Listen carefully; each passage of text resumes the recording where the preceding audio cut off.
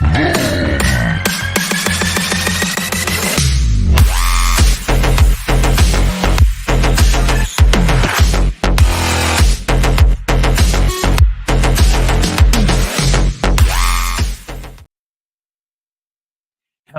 and good afternoon, Xbox Nation. Welcome to this week's new episode of X Vlog Live. I'm your host, Mr.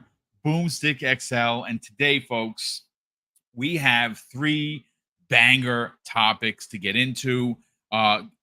Next 70, 80 minutes, get ready, folks. We're going to dig deep into Starfield.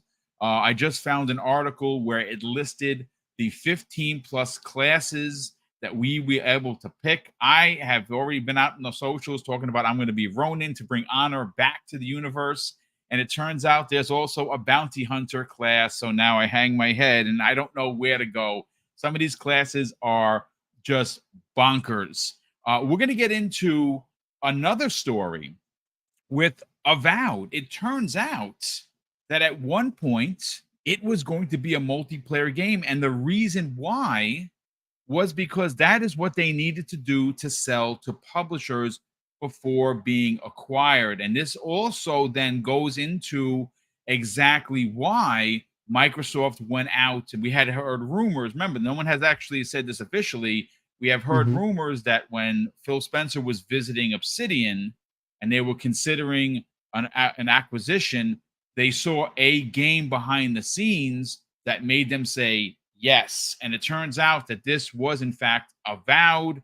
We're going to get into what they had to say there. And of course, turns out that Phil Dominus Maximus Aurelius Spencer was right about VR all along, because Ryan McCaffery of IGN fame, who has been, he runs obviously Unlocked. He has run Unlocked for many, many years, had some pretty negative things to say specifically about PlayStation VR 2.0. And I kind of feel, Steel Rain, who is our very special guest, this is one of I told you so kind of moments. But Steel, before we get into the topics, my goodness, my friend, welcome back. It's great to have you here.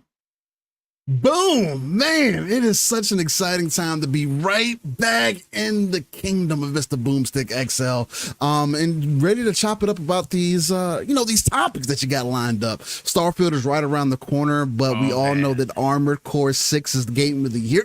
But we'll talk about Starfield. It's all right. But nonetheless, yeah, man, things have been well. Again, dealing with some personal health stuff behind the scenes, but outside of that, it's been gaming and taking care of fan, man. So appreciate you having me on the chat. Hopefully you guys are ready for 70 minutes of straight excitement and fire topics. Yeah, we're definitely gonna have a lot of fun. And it's great to have you here and be a part of today's show. And of course, folks, don't forget, tomorrow morning, 10 a.m. Eastern Standard Time, Breakfast with Boom will be live. I am currently working on that show as we speak. Obviously, tomorrow, it's expected that we will have a decision from the CMA, even though I don't think anyone is expecting anything. Then yes, we approved it. We just need the finite details. If in fact that does happen by the time the show starts at 10 a.m., we will use the breaking news segment and we will go right into it. And we will talk about whatever has been presented by the CMA, which we all know is full of S. But at the end of the day, the deal is going to get done. Call of Duty potentially could be in Game Pass in November, which is amazing. But we'll learn all of that once the pen hits the paper and we can be on and be done with this ABK situation. But Steel, I want to get into, because I want to save the classes situation with Starfield for the second half of the show. And I want to open up with the Ryan McCaffery drama, if you will. Now, PlayStation VR, as we know, is and was one of my favorite things about having a PlayStation 4. I loved PlayStation VR Steel so much that I bought it originally. And then when they came out with the updated model, which had the HDR pass-through, I then sold the old one privately and then bought the new one. in all the years of having it, I quite enjoyed my time with PlayStation VR. As a matter of fact, I racked up damn near 30 games in my collection.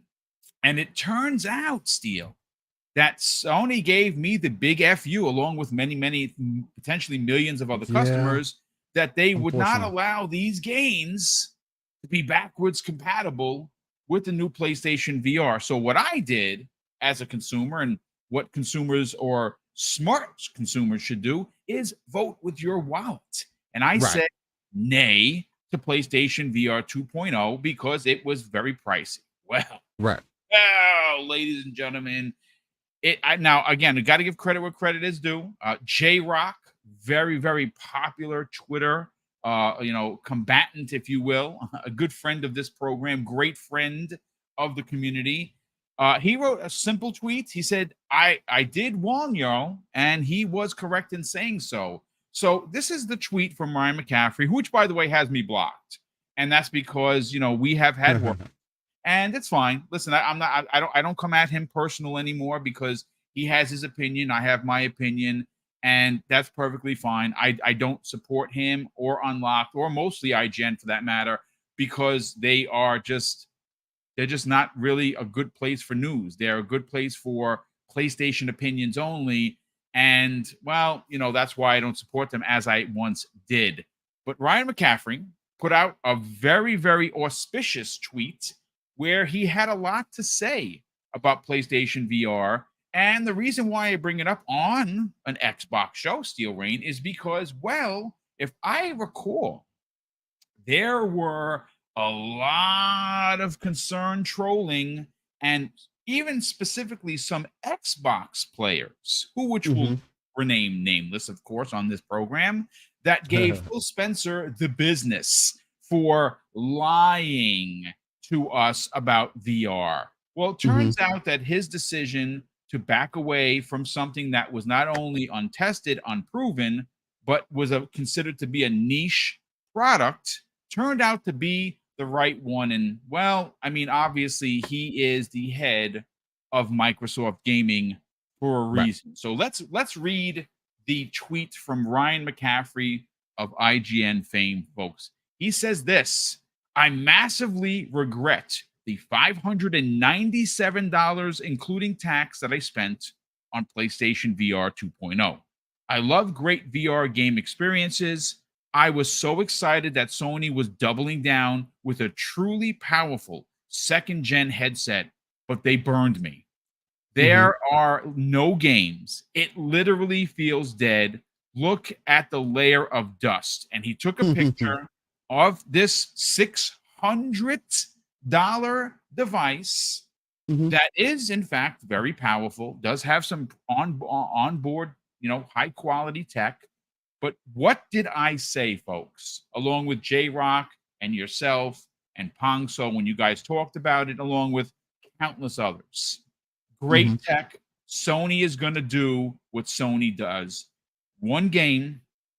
And according to Jeremy Penter, who, by the way, broke 1 million subs on his YouTube channel, said that Horizon, he said two things about the Horizon VR game. One, it wasn't a good Horizon game, and even worse, it wasn't a good VR game. And that's their lone first-party game with no support in sight. Folks, I'm here to tell you this thing is going to be in the bargain bin, Dollar Tree section next year. That's all I can say. I will pick it up then for $1 or $1.50, but I'm not spending any real money on this because, I mean, I say this: if Sony isn't going to support you, then why should you support Sony? Let's break this down. What are your thoughts on Ryan McCaffery's very pointed comment on social media? Like, he wasn't at the water cooler in IGN and he was talking to one of his pals. He put this out on the socials, brother. So everyone knows how he feels. And then again, regardless of whether you like him, you don't like him. I mean, I don't hate Ryan McCaffery. He has his opinions. I have mine. That's fine. We could both live in the same world and just walk separate paths. What's your hot take on this, man? Man, it sounds like somebody that fell victim to something that I try to preach about all the time, and that's knowing who you are as a gamer, right? Or as an enthusiast, or being somebody who is so enthralled with your hobby that you make, sometimes you fall victim to the FOMO. Because you don't quite, or maybe aren't sure of what you are into or what you're not into, and you get some buyer's remorse in there, right? Now, unfortunately, I don't know what that feels like, because I don't. Most of the times, if I ever make a purchase, especially if it's in my own hobby, something that I use all the time, every day, I don't see myself regretting those purchases. So it is a very powerful statement for him to come out. Mind you, again, just like you, Boom, I don't necessarily value his words. So one could say, oh, well, why are you guys bringing this up? You say you don't care about the things that he says, but now you care because he's talking about VR, and it fits your narrative. And I can hear that point, but I want to come from a little bit of a different angle. The thing about VR, not to say, again, like you also mentioned, Boom, not to say that it's not a good piece of tech or whichever the case may be, but it is an extremely niche thing. It's actually more niche than trying to get access on your mobile device, which is obviously the direction that Xbox has chosen to go in, instead of following or trying to chase that VR rabbit, because it right now seemingly it's like a dog with its tail between its legs, and he just can't. It's not really going nowhere. It's just screwing on the floor, trying to scratch his butt, trying to really get that itch off, but it can't. And I don't know what it's going to take for VR to hit. I heard a lot of people say, for the almost 600,000 people that apparently have bought this device, which is, I want to put this in perspective, 1.5 million units less than they originally projected. And Correct. then, which also is a big, I would say, red light to me, because from the first VR, and everything that went into that, and the way that it was priced and everything, and then the way that they dropped support, this was the thing that people were fearing. But this was also the thing, because people saw the type of tech that was going into it, where people were like, oh, well, this is the time, they're going to get it right this time, they're going to support the games. And, this year you don't have any other first party games to be heard of, not even on the VR side. People are still waiting on second and third party to try to fulfill that library, which has been obviously not very appealing for that audience. The other thing too, VR is not cheap. So you're talking to the 5% of the 10%, even if, you know what I mean? Like, Boom, you made a good point. I'd consider it, but it's a little too expensive for me. If it was, 100, 150, I might see what I could do for it. But unfortunately, I think because of the tech that they put into that, because of the R&D, we're definitely going to be quite some time. So for me, it's not like I'm necessarily losing anything, because I never was invested in VR in the first place. I would rather be plugged into the Matrix, Sword Art Online style, to have an opportunity to really invest myself in that world versus what we're getting with VR. Especially since a lot of the VR content, I know it's getting better, but a lot of the VR content is kind of seemingly, it's like we're going back to the 360 era when I thought we were trying to push forward. So unfortunately, it is super unfortunate to see someone like Ryan feel as though he wasted his money on a device that he thought it was going to be supported. But I do think that it kind of, at least to me, kind of just shows you where Sony kind of is right now. They're willing to try things. VR is one of the main things that they have the availability to try. And as a hardware company, it's something that made sense for them. Versus, again, like I mentioned with Microsoft, it was smart for Phil to not go the VR direction because it was unproven, where the mobile market has been proven. It was a bigger, for lack of a better way to put it, was a bigger bull to chase. So that's kind of what we're seeing right now. fortunately, unfortunately, I guess depends on what side of the fence you're kind of sitting on. But for me personally, it's just I think again, this demonstrates to me the lack of vision that I've spoken about previously about what PlayStation is doing, about what Sony is doing, and just being behind the ball. I know a lot of people say that, oh, well, they're being intuitive and they're trying to create new things and really put themselves out there and be the cool kids on the block. And it's like, are you really though? You got devs that you just recently bought telling you how to create your games and telling you things aren't good enough, and now VR sales obviously aren't good enough. So that Bungie slander, I hear what you're putting down, brother, and I like it. Exactly. Gotta add a little fuel to the fire again. I mean, it's definitely an interesting conversation to have because again, VR can be very integral to the gaming market. It can be like the Souls genre, right? One day it takes that one game. I think it's going to take more than just Half-Life 2, but it just takes one game to get people to really pay attention to it and blow it up. And I just don't think VR is at that point quite yet. But again, that's for me personally. And I can be honest, say I'm kind of biased on that. So no, I don't think you're biased at all. I think you're being forthcoming. I think you're being truthful. And obviously, there's something to be said, Steel Rain. Not only was this a giant L for Sony. There's no doubt about it. They wait. Listen, there are two more finite points I want to get into. One, they have a streaming from your PlayStation 5 only device coming out, and I wonder where they got that from. Yeah, I don't know, but it is going to fail. It is going to fail because it literally has no use outside of you sitting in your house playing this thing while your PlayStation 5 is on. I don't understand the need for it, the want for it. Now, granted, we know that they are doing their own streaming service that can, of course, stream in 4K. Now, not actually 4K. A lot of people don't know that, and I didn't know that until I spoke with Kay Asante, who basically told me that it is, in fact, 4K and not actually 4K, as which, Sony does these smoke and mirror things. On the box of the PS5, it says 8K. People are like, what? Right? We very rarely get 4K games. Yeah, so you're not getting 8K with PlayStation 5. So it's more smoke and mirrors, which is fine. Right. But I do want to turn the attention on to Phil Spencer, who made the conscious decision as the Xbox leader to walk away from comments that they were going to originally support VR.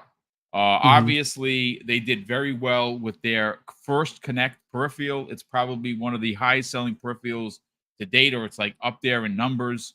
The second one obviously nearly killed the Xbox brand, thanks to the whole TV thing.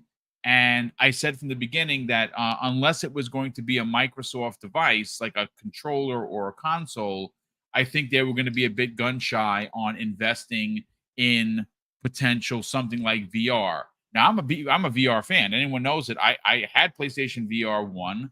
I have I had Samsung's version. I got the Oculus 2.0.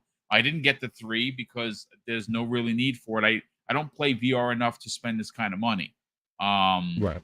And the question is that I have for you is, and I mean the answer is right there. We just discussed it, but was this the correct decision by Phil Spencer? And man, oh man, did he get some smoke for this? I kind of wonder where these gamers are today, looking at the failing, because that's all you can call it. The PlayStation 2.0 is a failure, and it's a failure not because the device itself isn't a rock solid technology, because it is, but the fact that you put out this rock solid technology and you don't support it.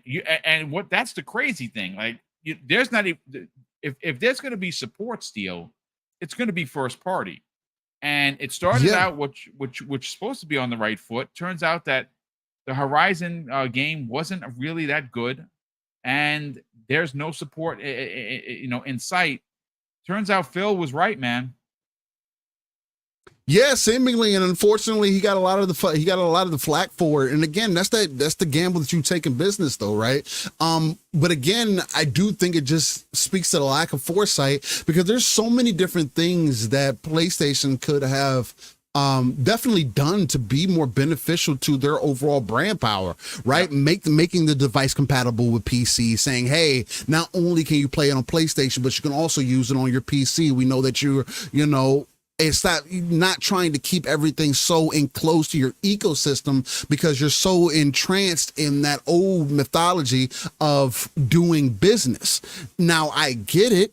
And again, that they've sold some, but obviously it's not enough in comparison to what they were looking for. So it's just like, at what point do you kind of sit back and ask yourself, hey, what are they trying to do with this device? What is the foresight? What are they trying to accomplish? And what are they trying to give me as a consumer to either entice me to buy or give me a reason to have any of my interest peaked?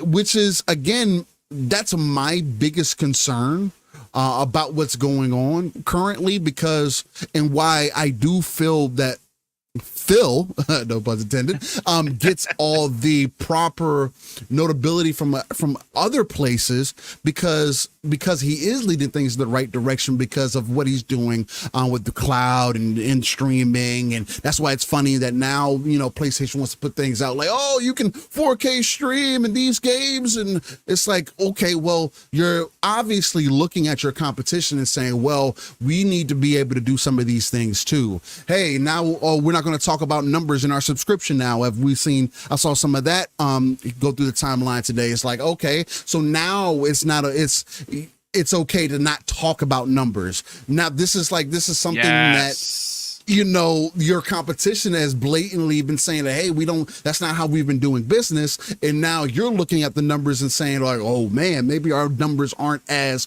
grand as we hoped, even though we lumped all our numbers together. So it's like there's a lot of backhandedness to me that I've been seeing from PlayStation. And unfortunately, you got a gamer on one side of the field with Phil, and then you have somebody who is a business dude in Jim Ryan. And obviously, a lot of what PlayStation has going on, especially with PSVR, it was a business strategy. Again, there's so many different avenues that you probably should have approached first,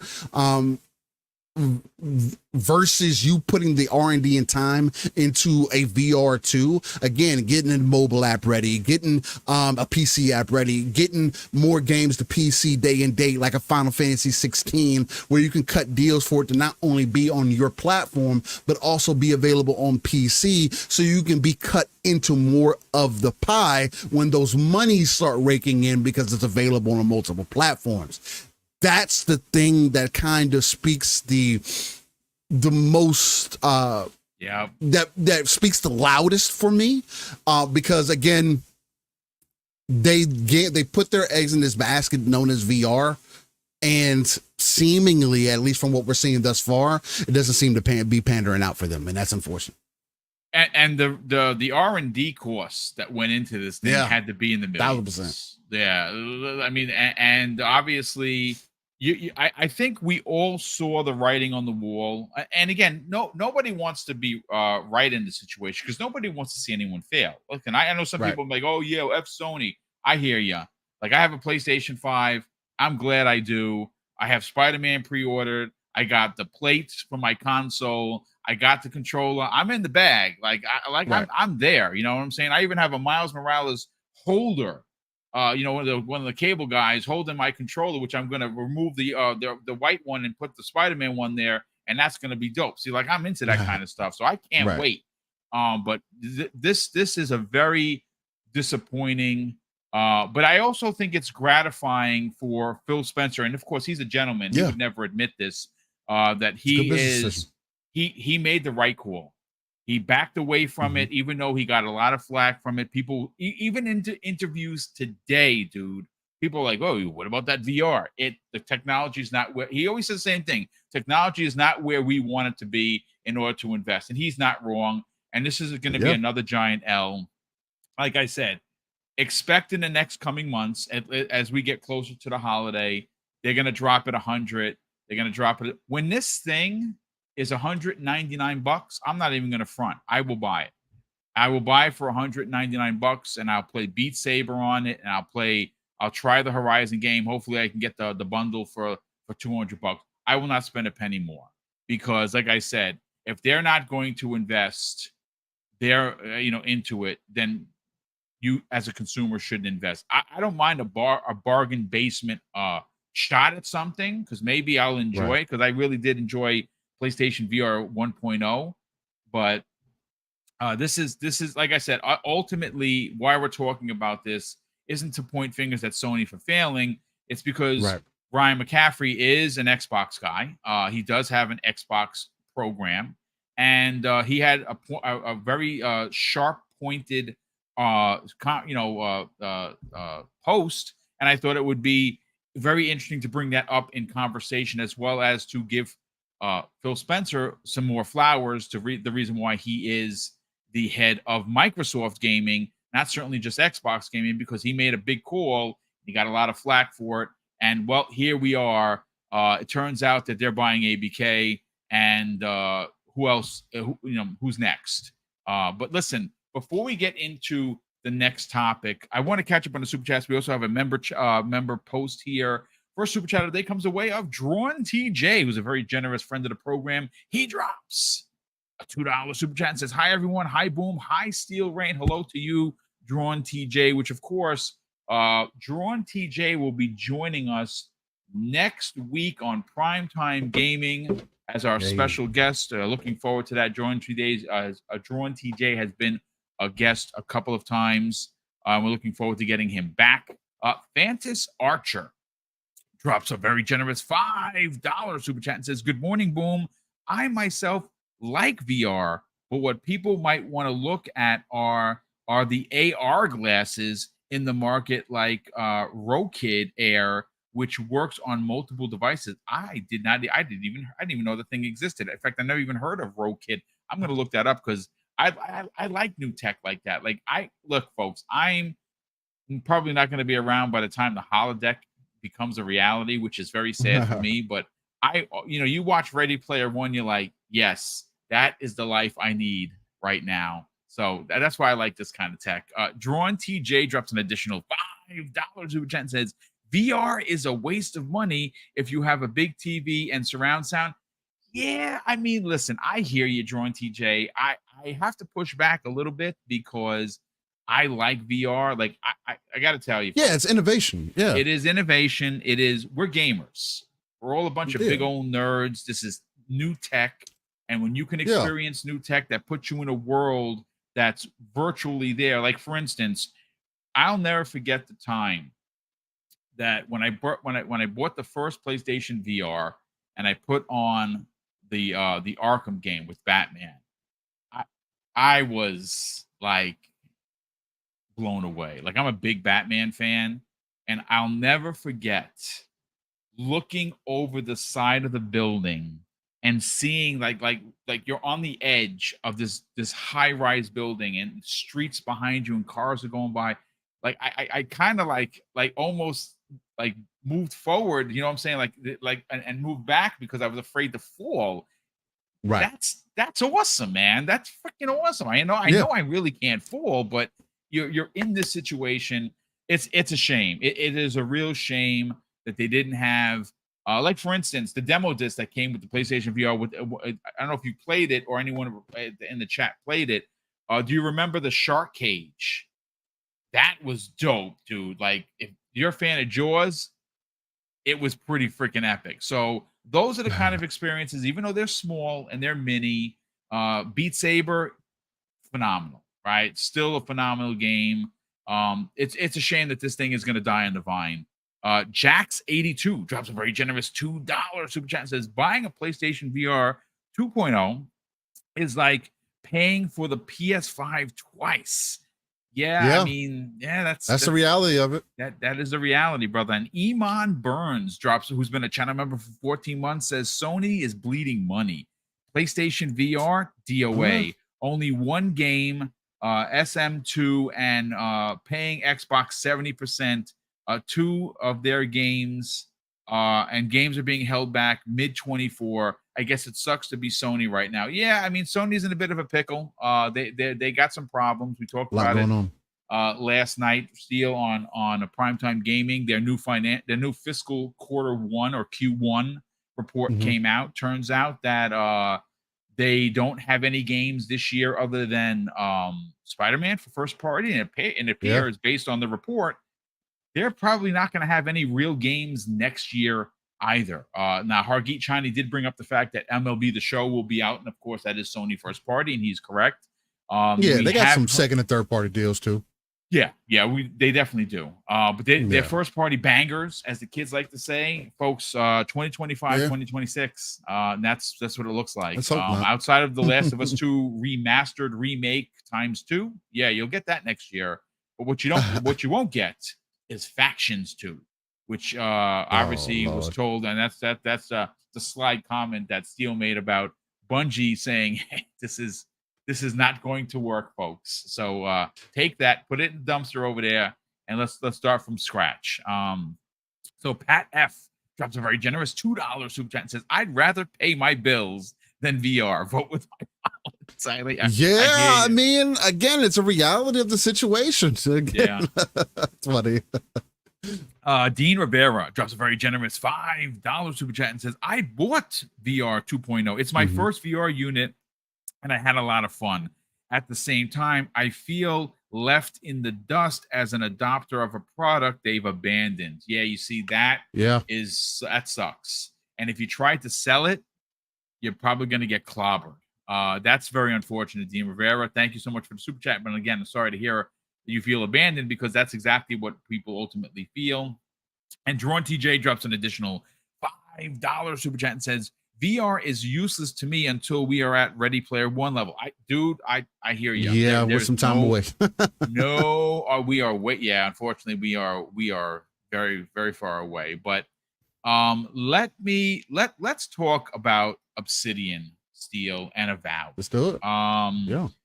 Now, Avowed is going to be a game that is going to be looked upon and potentially judged as a competitor or a game that's very much like Skyrim. That's the best. That's probably the best one-to-one that we could make with a game that we only saw once in a trailer, and then obviously, we got a chance to really see some gameplay at the Xbox June show.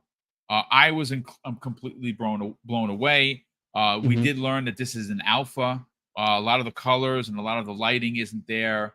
And there were some people that walked away disappointed. I don't know how you could, but that's okay. Opinions, everyone's allowed to have them.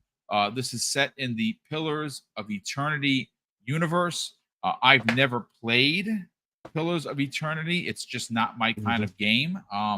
This, though, is a horse of another color. This is a first-person, story-driven game that we know Obsidian can tell. Perfect example of the chops is simply looking at what they did with Fallout New Vegas, heralded as probably one of the best Fallouts, even better than Bethesda made. With that said, we have Clobriel, who is obviously huge, a huge person in the social ring of Xbox. Well, we learned some things, Steele, about Avowed, and he put this in a tweet. And I want to read exactly what he said. He said, "Obsidian has been talking about Avowed. They have this vid doc that you can go and you can find, and it basically gives you the breakdown of where it was, where it's going, and where it currently is. I'm very excited for this. We're getting Avowed next year. It is going to be a banger. There's just no doubt about it. It's Obsidian. If you have doubts into why we should be excited, well, then maybe you're not a real fan. I'm a diehard Obsidian fan, and this is what he had to say in his tweet, Steele. He says, "Avowed had co-op focused play early in development, and now because of the backing and acquisition of Microsoft, that Microsoft acquired them, they have changed it to a traditional Obsidian single-player RPG. Now, that's great news. Avowed is Obsidian's version of what a fantasy first-person RPG will look like. He goes on to say, finding the right balance between taking things from Pillars of Eternity and yet creating a new game that is more approachable for larger audiences. They go on to say that we have focused on unique, bespoke content, deep systems, and incredible storytelling that's focused on characters, societies, and factions. And finally, Obsidian showed Avowed to Microsoft as an early part of the acquisition process. And again, this is what I said. Here we have the actual confirmation from Obsidian that this game, Avowed, was the cherry on top of the acquisition from Microsoft. And thanks to them being acquired, now they have funding. Now they have backing. More importantly, more than all of that, they have time. And they were able to put a game together that is going, I mean, again, anyone excited for Outer Worlds 2, raise your hand. Outer Worlds 1 was dope. And if you missed it, get out there and play it. It is absolutely astoundingly good. Outer Worlds 2 expected to be better, but let's call a spade a spade. We're all here for Avowed. Let's talk about it, Steele. Where do you kind of fall based on what we were shown in June, and what do you expect Obsidian to deliver when this comes out later half of next year? Oh man, well, I probably had one of the more interesting takes. I know, at least on our panel, we were watching it with the Fun Speculation crew, because Avowed was one of the games that just didn't do anything for me. Again, I haven't played Outer Worlds. I'm not necessarily interested in it either.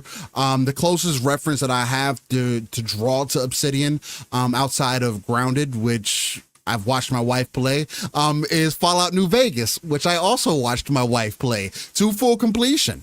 So I get and understand the allure of them, right? It's kind of the reason why I decided to jump into Skyrim for the first time this year.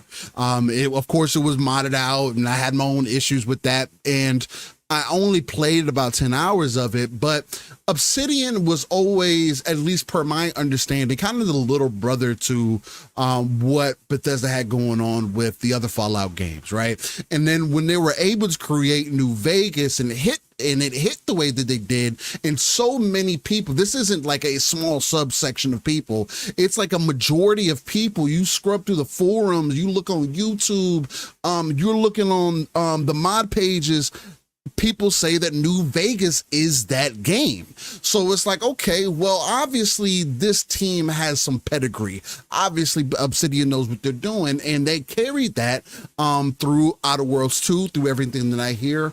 So it only makes sense that they go back to a known IP like the Pillars of Eternity, get back into that universe and create their own version of Skyrim, right? Which is extremely interesting to me, because I want to see how that conversation is going to play out, because initially, before we got some of these more refined details about Avowed, Avowed was also rumored to be as big as Skyrim was, right? It literally was supposed to be Obsidian's take on Skyrim. At least that's what my brother from another pond was hoping for, that they'd kind of step out into that and really take advantage of it like they did with New Vegas. So to hear that they refined it down, that they also were wanting to do multiplayer, which that is a bit of a downturn for me, because co-op multiplayer, those are things that will pull me in and get Steel to buckle up and get customized out and get the gun that he likes and all that good stuff, because I got a homie that'll rock with me in these style of games, or I get the wife to jump in, and we go on an adventure together. So to hear that they've removed the multiplayer is kind of like, oh man, I kind of wish that was there.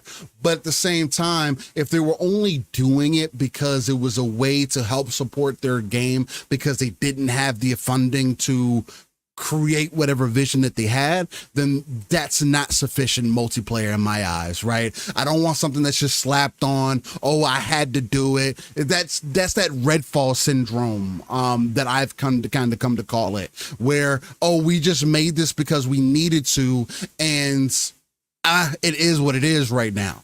No, create your vision. And it's beautiful to see that Microsoft was able to get in there, get ZeniMax on board, and get everybody in the boardroom to sit down and say, hey, what are you guys trying to create? They just showed Avowed, and they're like, it feels like, you know what? Let's go ahead. Where's the contract? Hey, Todd, you got Starfield, right? PlayStation just made the call to you guys. Go ahead and hang that phone up. I'm gonna make a call to the bank. We still got that cash on hand, right, Satya? All right, let's go ahead and bring that in back at the Brinks trucks. I think we got a couple deals we got to cut here because of talent, right? That's the biggest thing that I personally believe that Obsidian is bringing with Avowed is talent. And I know a lot of people were being overly critical about it, of the art style, and saying that, oh, it's not realistic enough or whatever the case.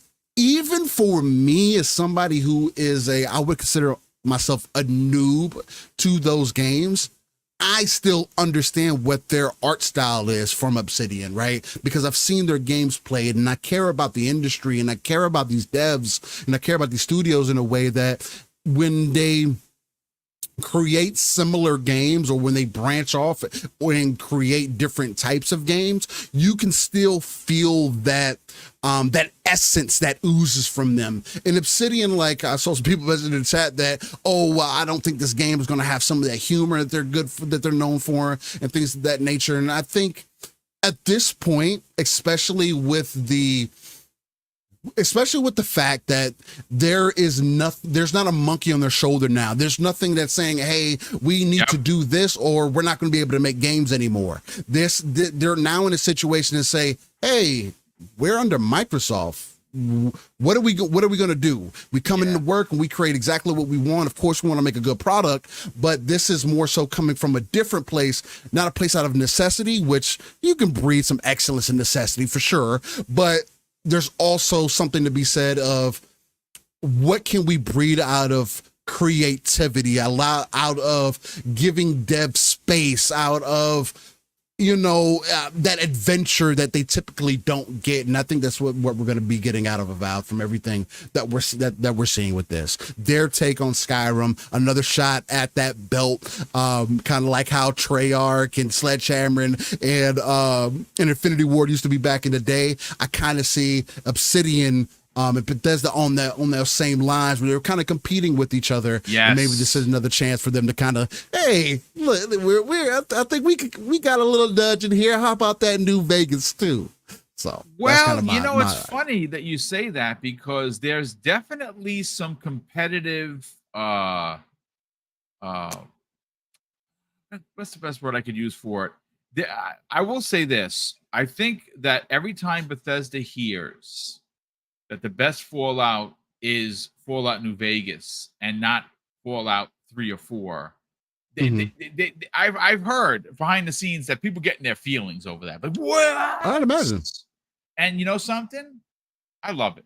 I love the fact that we're going to have two teams, legendary teams, potentially going back and forth, right? One's going to come out with the and again, we don't know if Avowed is going to hit. I kind of feel like it is going to hit. That's just based on the pedigree of what they bring to the table.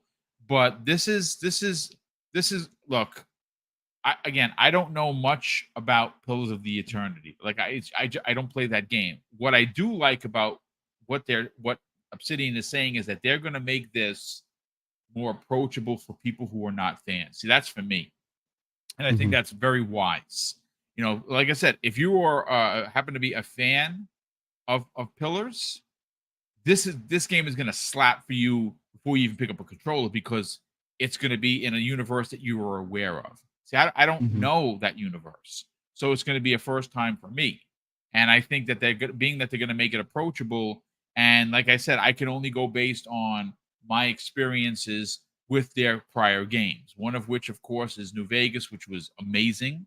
Outer Worlds, phenomenal. I really enjoyed it because of the character in your party. Like it was so good, Steel, that it had a very Mass Effect kind of a feeling to how Yeah. you cared about your characters. And there was a lot of them. I think there was, 5 or 6 to choose from. Yeah. And I mean, I did swap them out here and there because I wanted to learn other Right. people's stories. But if you can get that kind of storytelling in this new next generation RPG from Obsidian, I think it's a giant W all around. Yeah, 1000%. Again, keep those juices flowing. And again, we're kind of touching in what I mentioned earlier as far as like the competition like within each other. I think this time again, because they are under Microsoft, is going to be more so motivation for the teams to push each other, and that's where we'll get even more creative vision. That's what I get excited about, right? So. Yeah, no, I mean, and it's a great point. Listen, folks, there isn't much to say other than that Avowed, unless there's some sort of a massive delay, is going to probably come out for holiday of 2024. I have a feeling that early 2024 is going to be Hellblade.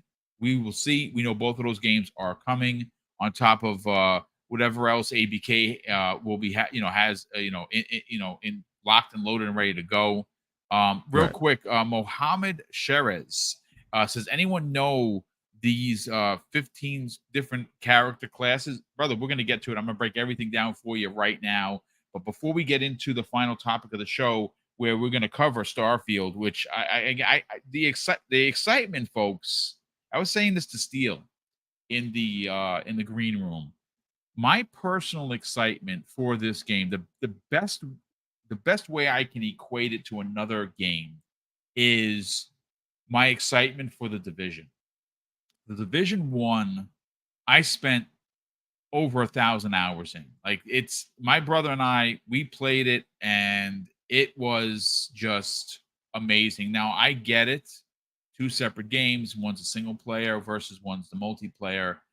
But I can't begin to tell you how I'm literally counting the days down until Starfield. Like and again, I could put it out into the universe. I have applied to review it through Bethesda. I don't know if I'm going to be approved. I hope that I do. Obviously, it's going to be a review in progress because that game is going to need 40, 50, 60, 70 hours to really sink your teeth into. Like for me, like I was talking with everyone this morning. See, I'm the type of gamer that I know that if I look at the camera in front of me, that is where I have to go, right there. But then I'm going to look over here and I'm going to say, whoa, man, there's something shiny all the way over there. And I'm going to walk over there and I'm going to get to the shiny thing. I'm like, this is amazing. And instead of walking backwards just to where I know where I have to go, I'm going to go somewhere else because it's going to be something else shiny. That is how I'm going to play Starfield. And of course, being that I'm going to be hunting pirates for a living, Pong, you're lucky this is the multiplayer, brother. I would seek you out and I would arrest you. And it's funny because Pong has been saying, "Boom, that's a really nice ship. Too bad I can't steal it." Yeah, nah, that's going to be his thing. He said he is. My brother said he is be going to load up ships and sandwiches left, right, and center, bro. That's what my brother's going to do. And my own brother told me. My own brother, Neo Mental, was just celebrated his 50th birthday. He's old like me now. Told me to my face that you were lucky that I can't kill you and take your shit. That's my own brother. But before we get to that topic, let me catch up on a few super chats we have over here. And we have, let's see, Tom from Tanami drops a very generous $2 super chat and says, I wouldn't be shocked if Spidey was pushed. I kind of feel that that's locked in, man. Like it would shock me if that thing was delayed. We've seen a lot of it. I think the game is done. I think I will say, I believe that it did get out of the way of Starfield. Like Sony hasn't admitted that because remember the rumor that was dropped a couple of months ago was that it was going to launch in September, and there was this whole thing about Starfield versus Spider-Man. That would have been dope. I still would have wanted to see that. It would have been dope. It would have been dope. But I think that Sony recognized how important Starfield is, how big Starfield is going to be, and I think they just got out of the way. But we'll never know unless someone writes a book. Fantas Archer drops an additional $5 super chat and says the YouTube channel Xbox already had a video highlighting the virtual one about 12 days ago, which is an AR headset. They might that might interest some people. See, that's pretty interesting. Yeah. So I would definitely check that out, brother. Thank you so much for the generosity and of course the information. Black Ronin 357 drops a very generous $2 super chat and says full completion, huh? I play my wife that way. Whoa! Pause there, Black Hey, Ronin. yo. Good grief. Thank you for the generosity and the slander, brother. We have Tom from Tanami drops an additional $2 super chat and says Quake 2 remaster just dropped. That's right, it's $10. The remaster of Quake 2 that the rumor, I think it was a couple days ago, is in fact happening, and you can go and download it literally right now for $10. I'm going to buy that as soon as I'm done with this show. Let's see. We have Mohammed Sheriz drops a very generous $2 super chat and says, boom, wish you were into CRPGs. Baldur's Gate is a gargantuan. Listen, I do. I don't suffer FOMO usually. I'm seeing people enjoy this. I know that I would not enjoy this game. I don't like CRPGs. I think that I'll put it to this way. I couldn't be happier for Larian. I mean, what they accomplished is just nothing short of one of the best stories of the year. This is, at least for me, as a gamer, not an Xbox gamer, a PlayStation gamer, or a Nintendo gamer. As a gamer, this success for Larian Studios is as exciting to me as seeing what happened with Hi-Fi Rush when it was shadow dropped. Everyone was playing it. Everyone was talking about it. And like I said, if you are someone like Mohammed here that's enjoying a Baldur's Gate 3, good on you. Well, honestly, it's more like Hogwarts Legacy. That type of level, because Hogwarts Legacy was much more popular than Hi-Fi Rush was. Yeah, and that because that was the conversation, was that is Baldur's Gate 3 going to end up surpassing what Hogwarts did? I think Hogwarts is still about 40K or so ahead of what Baldur's Gate was able to do. But even so, for that style of games, it just kind of the concurrent play is crazy. Yeah, last Friday it was 813,000 concurrent players on a game. Crazy. Let's be real, it's niche. CRPGs are niche because they're hard. They're very difficult games, so a lot of people don't buy them. They're just not for me. But Mohammed, thank you for the generosity, brother. Super appreciate that. Drawn TJ drops a very generous additional $2 super chat. He says it's called the Halo 2 effect. Yeah, I would even dare say that Starfield is probably even more so like the Halo 3 effect. Like it is. Yeah. I mean, if I had to compare the hype meter it's a strong one. Yeah, it'd be that. We also have KO Walker drops, who's been a channel member for 26 months. Says Quake 2 remaster it's on Game Pass. You didn't have to buy it. Is it really? That is awesome, dude. I didn't know that. Interesting. You just saved me $10. Nintendo the Otaku. Welcome back, brother. He drops a very generous $5 super chat and says Spider-Man ran from Starfield just to get boiled up. Oh my God. Now bodied up by Super Mario Wonder instead. Also, Spider-Man 2 not making it on the Game of the Year list. Yeah, I don't think it's going to. It's going to be a good game, but this year's list is Mario Wonder is going to be on there. Zelda is going to be on there. The Baldur's Gate 3 is going to be on there. Starfield is going to be on there. I mean, I know I'm missing one or two what other about like Zelda. No, I just said Zelda's going to be on there for sure. Tears of the Kingdom definitely going to be in there. I think you're going to see those 4 plus 2. I don't know what the other 2 could be for you, or I have to look. I mean, could it? Did you throw Jedi Survivor in there? I think Jedi Survivor is going to be in there for sure too. Yeah, that's number 5. Number 6, could it be Hogwarts?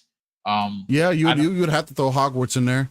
I mean, Yeah, you so ask me, none of those games are going to be as good as Armored Core 6, but that's me. I love it. That's good. But listen, let's get into Starfield, folks. Let's do it. Again, now I pulled this. I've never heard of this site. It's EIP Gaming, right? Now Okay. I did a search. This has been confirmed to be real. It's not speculation. It is actually the classes. But what they were able to find, and this is through Gaming Guides, which is what they're building. It says here, so far we've been able to compile the following list of characters and character backgrounds available for Starfield from the official releases from Bethesda. Each background gives you 3 starting skills, and this is the list, folks. Beast Hunter, Bouncer, Bounty Hunter, Chef, Combat Medic, Cyber Runner, Cybernetist. That's believe. it. Thank you, brother. Cybernetist. Thank you so much for that. Diplomat, Explorer, Gangster, Homesteader, Industrialist, Long Hauler, Pilgrim, Professor, and finally Ronin. I mean, look, I like I said, for me personally, I originally was going to go with the whole Ronin. I'm going to bring honor and integrity back to the universe. And then I saw Bounty Hunter, and I'm like, shit. Now I have to make a choice. I don't know. All I know is that for me, Steel, and I can't speak for anyone in the chat. We have over 500 people here.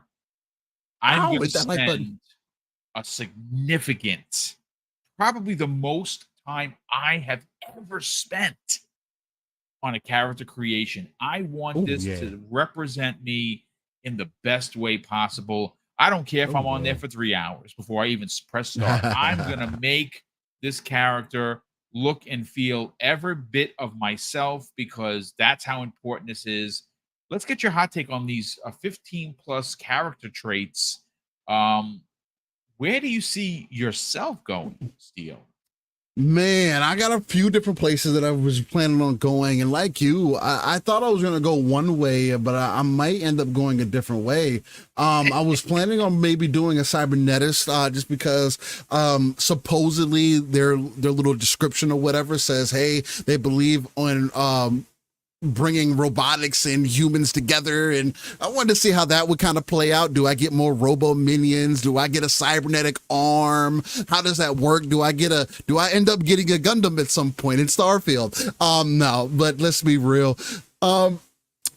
It's going to be very difficult to decide where I really want to fall into, but I'm kind of settling on the Cybernetist and the Ronin. But I know as soon as I boot up the game and I start looking through the options and seeing what everything does, I may end up picking something different. This is definitely one of those situations with there being so many different backgrounds that you could choose from. And this is just one aspect of the character creator. There's other things that also add on to it to make your character even more diverse, to help fill out their background. Because again, this is the thing that Bethesda does well in making your character and making you feel like you live in this world and people recognize you as this character that you've created. So knowing those things and my love to be thrown into a story that's going to take my actions into consideration, my background into consideration, in the way that I decide to play the game, is going to definitely have me in that character creator for quite some time, making sure that I'm making the right choices and everything. But this is exciting. It's like you literally have something that covers every facet of what anybody could want to pick. I'm pretty sure there may be some other additional things that people would want to add in. But to be quite frank, like you look at this list and you start picking through them. People will be able to fit themselves in there somehow. It's just crazy to me to think. And again, this could just be my noobish Bethesda take, but it's just crazy to see so many different options and so much variety. And this is just one aspect of the game, right? We're not even talking about what's going to happen in the middle of the game or any of the decisions that you make or any of that, or the type of ships that you have or the faction that you join. This is just, hey, this is your background. You might be able to persuade people earlier on. You might be able to hack things earlier on. You might be able to go further than the normal person would because of these certain stats that you have. And that feeling of vastness is exciting to me. Again, you know, with Starfield coming out, at least early access coming out 5 days after the Armor Core's release, it's going to be really difficult to pull myself away. But I definitely want to at least get some time in there day one, get me a nice character created, and really put myself in that world and feel it out. So I'm excited. Yeah, I listen, dude. Like, it's crazy. Like, I'm playing games, and I'm like so plenty of footage I've recorded of Dead Island. I'm running through my third run in Double Dragon, which is amazing. Nice. I just bought Oceanhorn 2, which I want to play. I don't want to really get invested in anything. I don't know if anyone is fighting with that like right now, because Starfield is that's it, man. I mean, like I got like 12 hours. Even not even 12, maybe 10 hours into a Jedi. I stopped it because the bugs were just egregious. I want to get back to it. I'm close to the end of Hogwarts. I don't want to get back to anything. Like I know that the minute Starfield hits, that's it. And by the way, I bought Atlas Fallen. I'm sorry to say that so far it's not that good. Oh, yeah, the trailer. It looks. I mean, I'm very early. I'm under an hour. It is graphically, it's not that great, man. I'm gonna be honest with you. It is very 360-esque. I don't know, man. I'm gonna have to play it because I don't think I could return it for some reason. I tried to, and I don't get the option. So it's fine. It's fine if I have to keep it. It is what it is. But. Yeah, I started to record footage to use today, and I was like, yeah, this is not really that good. So I got to spend some more time playing it to see if it's going to be something that changes my mind. But it's getting killed on Metacritic. So I mean, again, and I mean, to each their own. To me, so far, from what I've played of the game, I'm probably I'm definitely over 12 hours in. I'm playing on the hardest difficulty. Nice. So, and what do you think? What do you think about it? The game's an 8 out of 10 for me. Oh, now I have but to again, okay. For me, but the thing about it is, I am a combat. This is my style of game. This game gives me heavy Darksiders vibes. And that's like when you actually start getting into it and take it for what it is. This game isn't meant to be some God of War adventure. No, it's literally that it's what Forspoken should have been. It's what you want your next iteration of a good Darksiders game that you can get into, have fun, even if you play on the easier settings. That's what this is. It throws you into the world and gives you things to explore and traverse and things of that nature. But again, I can understand if people don't like it. The graphics aren't meant to be the next greatest thing since sliced bread, but I do think it fits the art style that they were going for. Again, it could just be a me thing, but for everything that they're offering there, along with also offering co-op, as a drop in, drop out feature. Although they made it a little bit convoluted, I think it's well worth it. But again, I'm also the same person that'll say, hey, within the first 3 hours of you playing a game, you'll know whether this is for you or not. And if it's not, it's not. So. I mean, the opening combat where you're running up that hill. I thought the combat that got me excited. Yeah, that combat was pretty dope. It kind of fell off a cliff when you were in that like encampment, around the campfire. I was like, because it's building up the story. And so it's like I said, I have it, I bought it, I'm gonna play it. I was hype on the trailer. I do like the sand skips, stuff that you're doing. Surfing. sand surfing and sand abilities. I'm well. Listen, I'm going to continue it. It is what it is. But look, Starfield is almost upon us, folks. Yes. I mean, these 15 classes. And before we get out of here, because we have a few minutes, let's get the chat involved. Okay, so I'm going to read through this again to get what you will choose. Now, I am not sure if now it says here each background gives you 3 starting skills.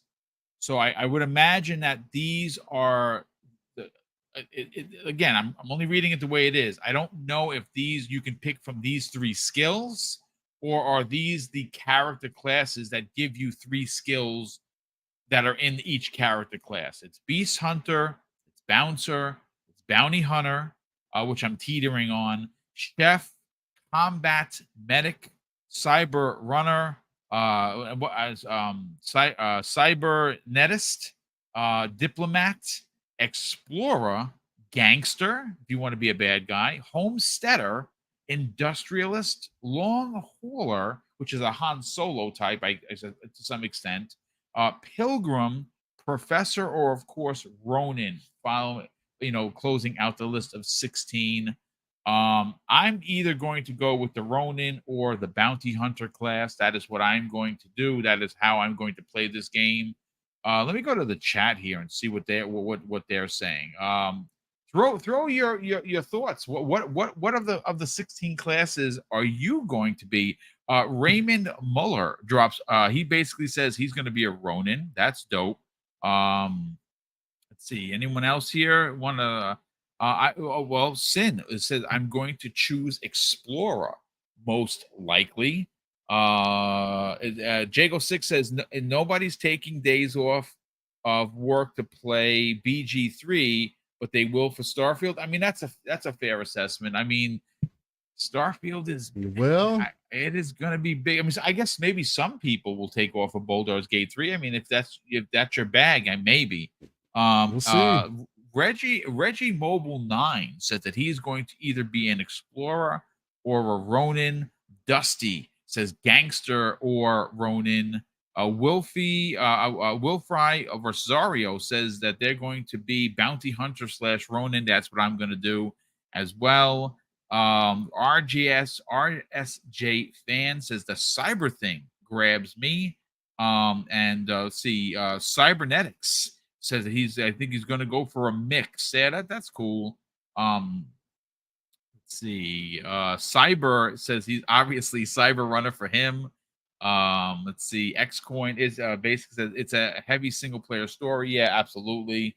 Starfield guy, Bounty Hunter. That's dope. Let's see. Spider-Man 356, Combat Medic, maybe. I think that's what they meant. Yes, and Grim Tango XL is Combat Medic. Tharos, Bounty Hunter. And so too Mangaz says I took the day off. I took the day off for Starfield. There is nothing wrong with that. Let's see. Real quick, Mohammed Shareris, sorry if I said your name wrong. He says, my question is, can you mix the skills or do you have to pick the backgrounds? From my interpretation, from what they showed during the deep dive and how I've seen other people explain it, and what I've seen from other Bethesda games that I've seen played, whichever one you pick, the 3 things that come with that are part of what you pick. Right, so if you pick Ronin, it's going to have 3.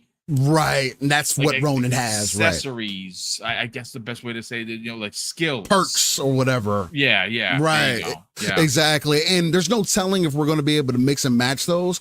I know that there's supposedly, depending on how you build up your background, also, this is another layer on top. Oh, we're not even at the icing yet. Another layer of it is that there's supposedly, whatever background you pick, there's also going to be negative effects, and at some point you'll be able to roll off those negative effects. So that kind of tells me that maybe you'll be able to pick up some of those other skills. Like maybe, boom, you could be the bounty hunter Ronin that you're looking for. You can kind of mix and match those. I guess it depends on whatever your path is. I don't know. Dope.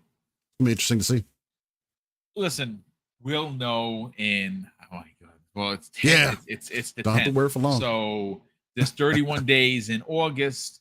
We technically, if you're going to stay up to midnight, because I'm staying up, and this old man is going to drink a lot of coffee, so I am not sleeping. I am staying up to download this game. I might even get tickets and fly out to New Zealand. So I think Starfield's releasing that. If you get the early access version, First, I think it releases the 31st. Oh, it comes out the 31st at 8 p.m. Oh, well, if I'm not mistaken, but not 8 p.m. Central. So whatever that time is for you. Yeah, I think that would be closer to midnight. But I don't care because I'm retired and I'm going to be there. You playing go. that game. So, listen, that's gonna do it for us, folks. Hopefully, you enjoyed enough to, of course, hit the like button. Definitely appreciate everyone being here. Let's see, we have a couple of super chats I just want to catch up with. We have, let's see, Starfield guy drops a very generous £2 super chat and says only 22 days away from Space Punks. Let's go. Yeah, indeed. And Vanishing Dragon drops a very generous $2 super chat and says 21 days till Starfield. Yes, listen, 21, 22. I prefer 21 because it's one day closer. Like I said, I got the headset. I got the controller. I went to Etsy and I bought a custom-made stand, which looks freaking dope. I got the $300 collector's edition because I'm gonna rock that watch.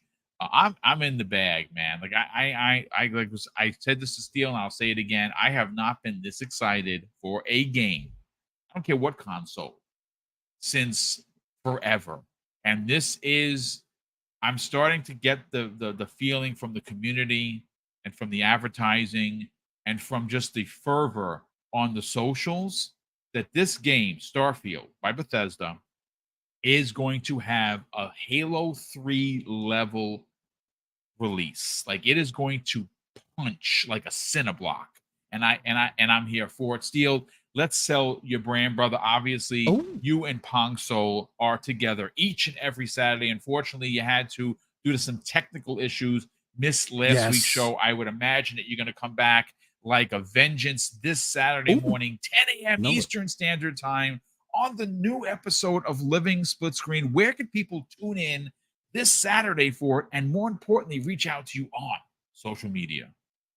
So, as Boom mentioned, every Saturday morning, I am one half of the amazing Living Split Screen, which is a non-console centric platform that talks about everything going on in the gaming industry. Over there, we believe in that RTS view, basically pulling ourselves out of the world, looking at the darker crevices of the map, pulling those resources together so we can build up our own foundation to potentially reach those 3 billion gamers that Phil Spencer always talks about.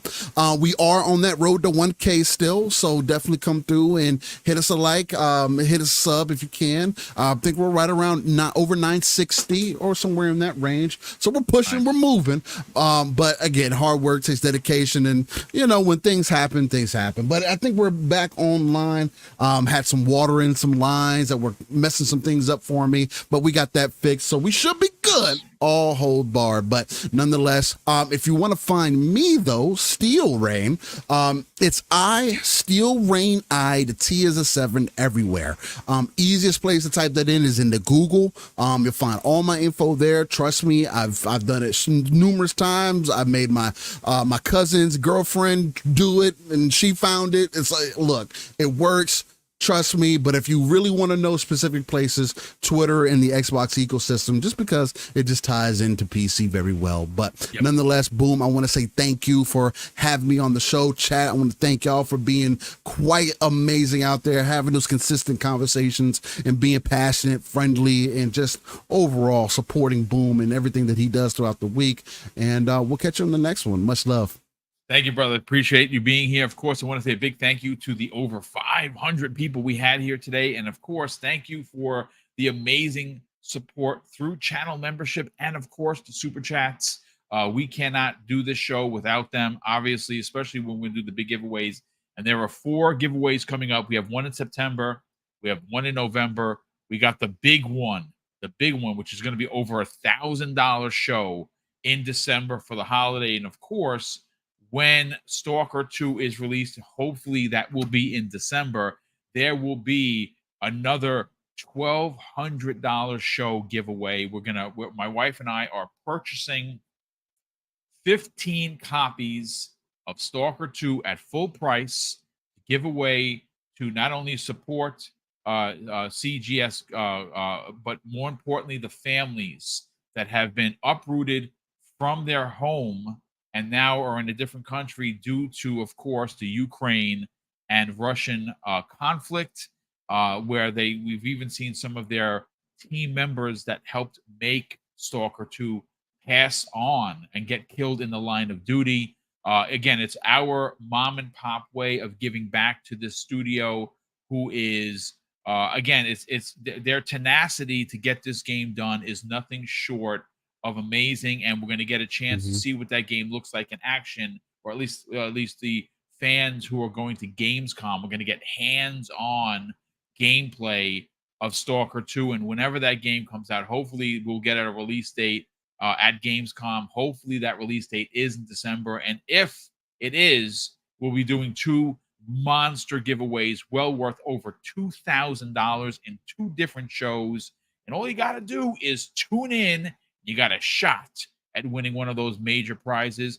And of course, I'm going to close out the show, Steele, with something that's incredibly important to me, hopefully one day be important to you, and that is something that my dad taught me with kids, and he would say, Craig, treat others how you want to be treated. And also, it doesn't cost anything to be nice. You live by those rules, Craig, I can guarantee you you're going to have an awesome day. So take care, everyone, and we'll see you next week on the newest episode of X Vlog Live.